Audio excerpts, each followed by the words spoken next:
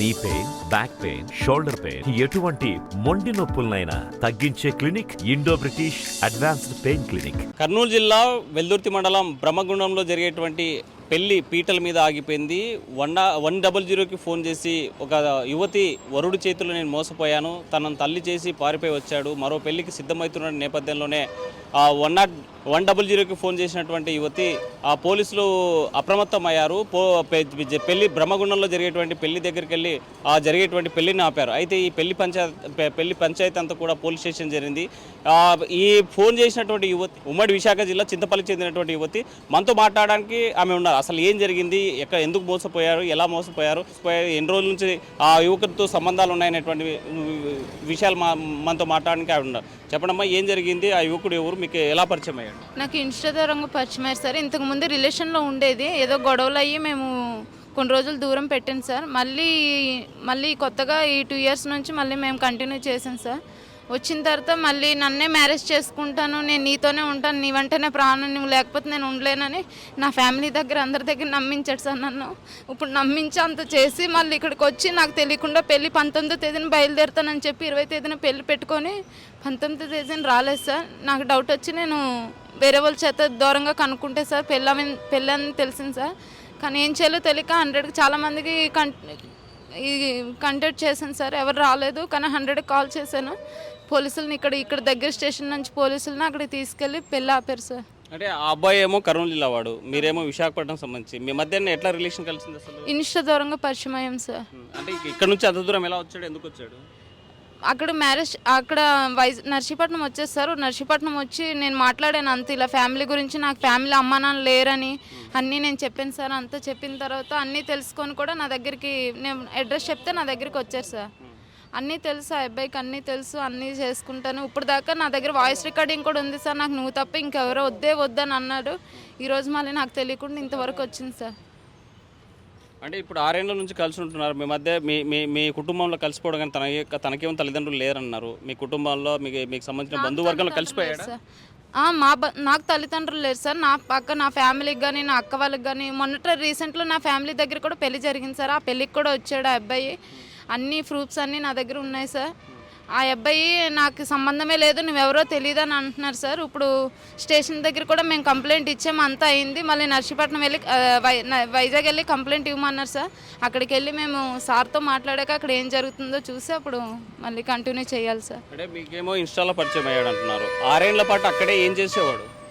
ఎక్కడ జాబ్ చేసేవారు సార్. ఇంతకుముందు ఆర్మీలోని ట్రైనింగ్కి వెళ్ళారు సార్. అప్పుడు పరిచయం. మళ్ళీ ఇప్పుడు వేరే జాబు 2 years అవుతుంది సార్ ఆ జాబ్ వచ్చి.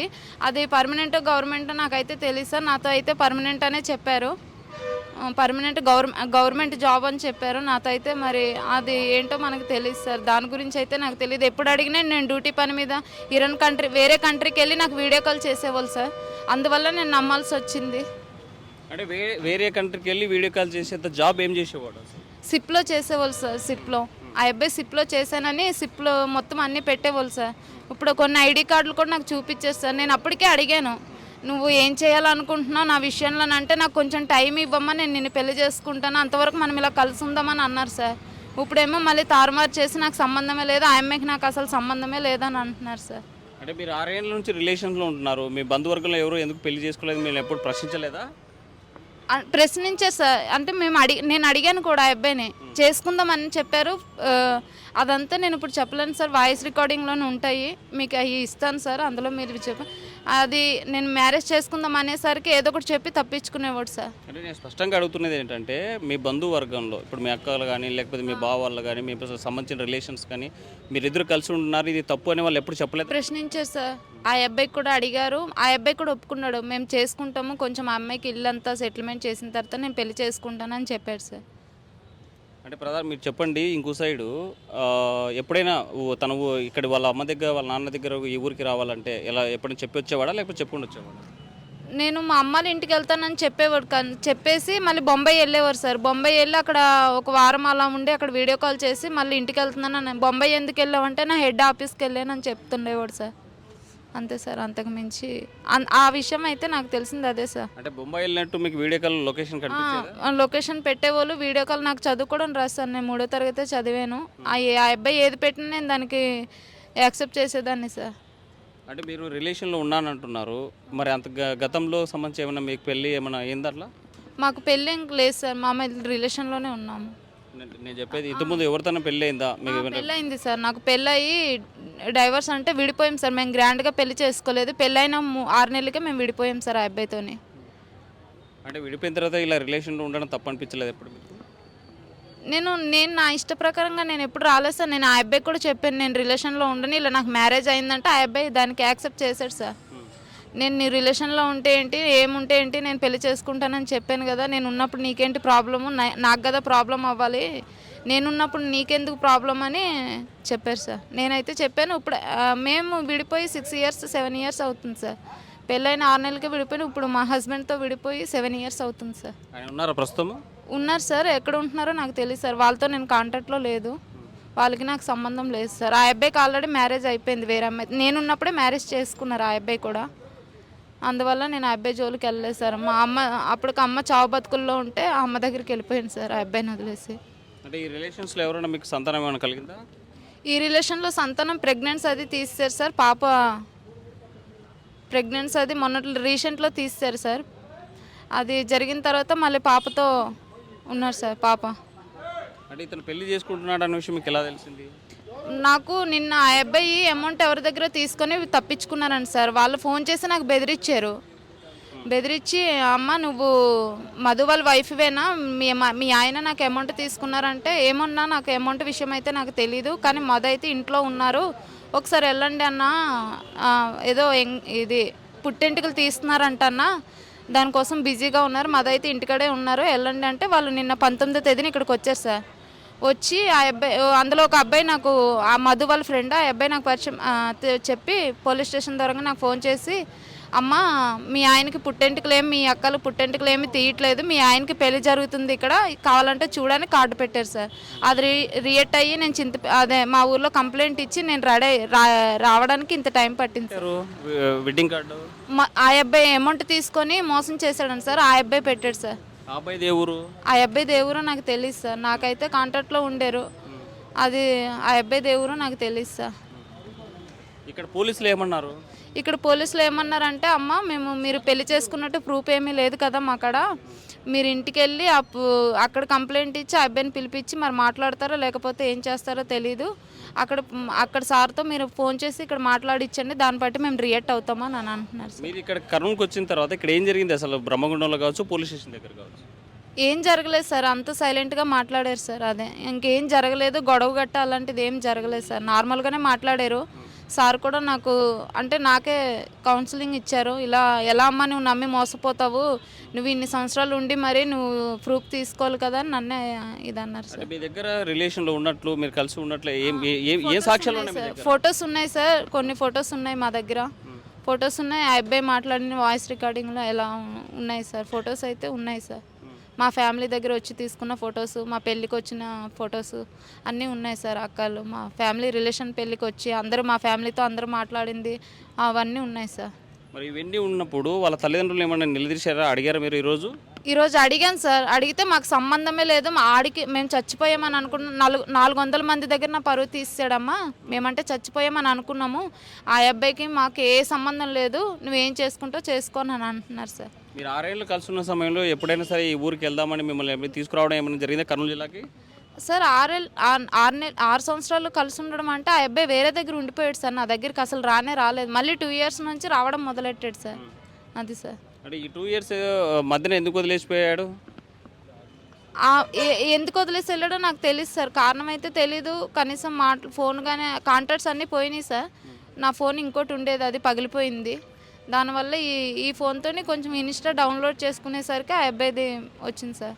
వచ్చిన తర్వాత యాక్సెప్ట్ చేశారు. 5 నెలల తర్వాత నేను యాక్సెప్ట్ చేశాను, అంతవరకు నేను కూడా యాక్సెప్ట్ చేయలేదు సార్. 2 ఇయర్స్ నుంచి 5 నెలల తర్వాత నేను యాక్సెప్ట్ చేశాను. అప్పటికి నాకు ఇక్కడ మెడలో ఆపరేషన్ అది జరిగింది, కొంచెం టెన్షన్ ఉండి ఏం చేయాలో తెలియక, ఎవరికి హెల్ప్ అడగాలో తెలియక ఆ అబ్బాయికి ఫోన్ చేశాను, కానీ ఆ అబ్బాయి హెల్ప్ చేయలేదు. అలా మేము అంటే మీతో రిలేషన్ స్టార్ట్ అయిన తర్వాత ఇద్దరు ఒకే ఇంట్లో కలిసి ఉండేవారా లేకపోతే సపరేట్ విడిగానే ఉండేవారా? కలిసి ఉండేవాళ్ళం సార్. రిలేషన్ స్టార్ట్ అయిన తర్వాత అయితే మేమిద్దరం ఒకే ఇంట్లో కలిసి ఉండేవాళ్ళం. ఒక ఇంట్లో కలిసి ఉన్నాం, మా ఫ్యామిలీకి అందరికీ తెలుసు సార్. అవును సార్. సార్ ఫైనల్గా మీరు మీకు ఎలాంటి న్యాయం కావాలనుకుంటున్నారు, మీరు ఏం కోరుకుంటున్నారు సార్? ఆ అబ్బాయి నాకు కావాలి సార్, నా దగ్గరికి రావాలి. నన్ను ఇప్పుడు పెళ్లి చేసుకోవట్లేదని అంటున్నాగా, ఇప్పుడు నాకు నా దగ్గరికి వచ్చి పెళ్లి చేసుకోవాలి సార్, అంతే. అంటే కేవలం మీరు బ్లాక్మెయిల్ చేయడం కోసమే తనని ఈ రకంగా చేస్తున్నారా? అంటే అలా ఎలా కుదురుతుంది సార్? నా దగ్గర నేను ఆ అబ్బాయితో ఇంతమంది వీడియో లైవ్లో నేను చెప్తున్నాను, నేను పడుకొని అన్ని చేసిందే నేను సార్. ఆ బాధ నాకుంటుంది. మనీ కోసం నేను ఏ రోజు మనీ కోసం అలా యాక్సెప్ట్ చేయను సార్. నాకు ఆ అబ్బాయి కావాలి. మనీ అయితే వద్దు, నాకు ఆ అబ్బాయి కావాలి. అంటే డబ్బు కోసమే కేవలం ఇంత దూరం వచ్చారని అంటే లేదు సార్, డబ్బు కోసం అయితే ఇంత దూరం వచ్చి నేను చేయాల్సిన అవసరం లేదు సార్. అక్కడే ఫోన్ చేసి ఇలా పెళ్లి చేసుకుంటున్నారు, ఈ ఫోటోలు పంపించి మీ నుంచి మాకు న్యాయం కావాలని అడుగుతాను సార్. నాకు అలా ఉద్దేశం లేదు సార్, నాకు ఆ అబ్బాయి కావాలి. పోలీసులు అడిగారా కేసు నమోదు చేయండి అని? అడిగాను సార్. అడిగితే అక్కడికి వెళ్ళి ప్రూఫ్స్ అది అక్కడికి వెళ్ళి మాట్లాడి అక్కడికి వెళ్ళి ఆ స్టేషన్కి వెళ్ళి మాట్లాడేసి ఈ స్టేషన్కి రమ్మన్నారు సార్. ప్రూఫ్ అదే కాల్ చేయించమన్నారు సార్. అందుకు మేము ఇప్పుడు అర్జెంటుగా మేము బయలుదేరుతున్నాం సార్. అక్కడ ఏం జరుగుతుందో చూసి మళ్ళీ తర్వాత మేము చెప్పాలి సార్ మీకు. ఇప్పుడు మీకు మీ తల్లిదండ్రులు లేరు, మీరు చేసేటువంటి పోరాటానికి మీకు సపోర్ట్ ఎవరు ఉన్నారు? నాకు సపోర్ట్ ఎవరు లేరు సార్. నాకు తల్లిదండ్రులు ఉన్నారు, నా తల్లిదండ్రులు లేరు. నా పెద్దనాన్నలు పెద్దమ్మలు ఉన్నారు, వాళ్ళు కూడా నా భూమి అది లాగేసుకొని నాకు ఏ హెల్ప్ చేయట్లేదు సార్. వాళ్ళు అంతే నాకు విపరీతమైన టార్చర్ పెడుతున్నారు సార్. ఆల్రెడీ వాళ్ళ మీద నేను కంప్లైంట్ కూడా ఇచ్చాను సార్. కావాలంటే మీరు వెళ్ళి చూసుకోండి సార్. కంప్లైంట్ ఇచ్చాను, వాళ్ళు కూడా నా భూమి లాక్కొని ఒక్క రూపాయి కూడా సహాయం చేయట్లేదు సార్. ఎవరూ సహాయం చేయట్లేదు. ఏమైనా అంటే నువ్వు ఎన్నెన్నో మాట్లాడుతున్నారు సార్. మొన్న కూడా మధుకు కూడా చెప్పాను సార్ ఈ విషయం. నా ఫ్యామిలీ అంతా నాకు టార్చర్ పెడుతున్నారు, భూమి ఇవ్వట్లేదని. అంటే వాళ్ళు ఇవ్వకపోతే ఏటమ్మా నేను అన్నీ చేసిస్తానన్నారు సార్. ఇప్పుడు ఆ అబ్బాయి కూడా లేదు సార్. అంటే మీరు ఒంటరిగా ఏం పోరాటం చేయగలరు? నేను చేయగలను సార్, న్యాయం నా వైపు ఉంది, నేను చేయగలను సార్. సరే, డిపార్ట్మెంట్కి మీరు ఏం కోరదలుచుకున్నారు సార్? మీకు దండం పెట్టి అడుగుతున్నాను సార్, ఆ అబ్బాయి నా దగ్గర పంపించేలా సహాయం చేయండి సార్. నా దగ్గరికి వచ్చేలా సాయం చేయండి సార్, అంతే సార్. అంతకు మించి మేము మిమ్మల్ని ఏం కోరుకోవట్లేదు సార్. ఒకవేళ రాకపోతే నేను మళ్ళీ ప్రొసీడ్ ఇదే మీడియాకి నేను ఇదే మళ్ళీ ఇలాగే కంప్లైంట్లు ఎన్ని రోజులు రాకపోయినా ఇలాగే నేను ఇలాగే చేస్తాను సార్. ఇలాగే మీడియా వల్ల ఇదవుతాను.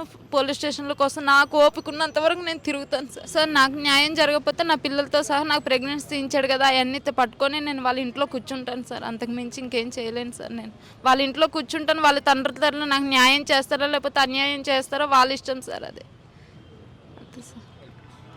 ఇన్స్టాగ్రామ్లో పరిచయమైనటువంటి యువకుడు తనను ప్రేమించాను, తనతో కలిసి ఉంటాను, తనతో సహజీవనం చేస్తాను, నీకు పెళ్ళైనప్పటికీ కూడా నేను నీతో ఉండడానికి సిద్ధపడ్డానని మోసం చేసి 6 ఏళ్ల పాటు కలిసి ఉంది. మరో యువతికి పెళ్లి చేసుకోవడానికి సిద్ధమైన నేపథ్యంలో ఆ అమ్మాయి అలర్ట్ అయింది. ఆ స్థానికంగా పోలీసులకి 100 ద్వారా ఫిర్యాదు చేసింది. పోలీసులు అప్రమత్తమయ్యారు. పెళ్లి పీటలపైన జరిగేటువంటి పెళ్లి ఆగిపోయింది. అయితే ఈ యువతికి మాత్రం కంపల్సరీగా న్యాయం జరగాలి. న్యాయం జరగకపోతే మాత్రం తన పిల్లలతో వచ్చి ఇంటి ముందే ధర్నా చేయడానికి, న్యాయ పోరాటం చేయడానికి సిద్ధంగా ఉంటున్నట్టు యువతి. వీడియో చంద్రశేఖర్తో హుస్సేన్, RTV కర్నూలు. మరిన్ని వీడియోస్ కోసం ఛానల్ ని సబ్స్క్రైబ్ చేయండి. లేటెస్ట్ అప్డేట్స్ కోసం వాట్సాప్ ఛానల్ ని ఫాలో చేయండి. అండ్ లింక్ డిస్క్రిప్షన్ లో ఉంది.